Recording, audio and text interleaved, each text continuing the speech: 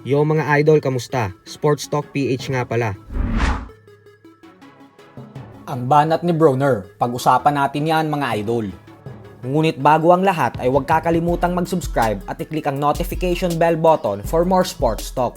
So bagamat nga po tuluyan ng lumubog ang career ng former 4 Division World Champion Adrian Broner matapos niyang matalo sa kamay ng ating pambansang kamao Manny Pacquiao mahigit 5 taon na ang nakakalipas, ay talaga naman nga pong napakataas pa din ang tingin nito sa kanyang sarili kahit wala na ang pangalan niya sa ranggo ng 4 na major boxing organizations. Bago po kasi ang laban niya mamaya kontra kay Blair Cobbs, ay humirit pa ito ng isang banat kung saan talagang nag-angas pa ito. Birada po ni Broner sa kanyang latest interview na napaka-espesyal niya daw talagang fighter. Yung mga katulad niya daw kasing boksingero ay bihira lang dumating sa sports ng suntukan. Kumbaga ay ang tingin ni Broner sa kanyang sarili ay isa siyang generational fighter katulad kay Manny Pacquiao, Muhammad Ali at Floyd Mayweather Jr. Madaming fans naman ang sumang-ayon kay Broner sa sinabi nito. Subalit ang problema daw kasi dito ay ang kakulangan ng disiplina sa kanyang sarili. Kung hindi lang daw sana lumaki ang ulo nito at umiwas sa mga gulo sa labas ng boxing, ay tiyak umano na isa si Broner sa mga pinakamagaling na fighter sa henerasyon niya. Lalo pat isa siya sa pinakabatang nagawang maging isang 4 Division World Champion sa buong kasaysayan ng boxing.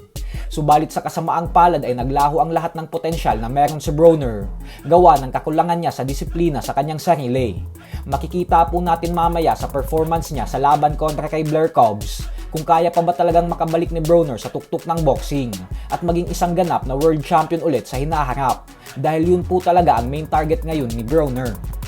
Sa kabilang banda naman mga idol ay pagkatapos nga po ng laban ni Broner mamaya, ay bukod sa mga bigating boxing event sa susunod na linggo kung saan magtutuo sa iisang event sila Gervonta Tank Davis at Frank Martin, David Benavidez versus Alexander Vosdik, at Mark Magnifico Magsayo versus Eduardo Ramirez, ay makikita din po nating sumabak sa araw na yan ang isa pa nating matibay na pambato na si Prince Albert Pagara.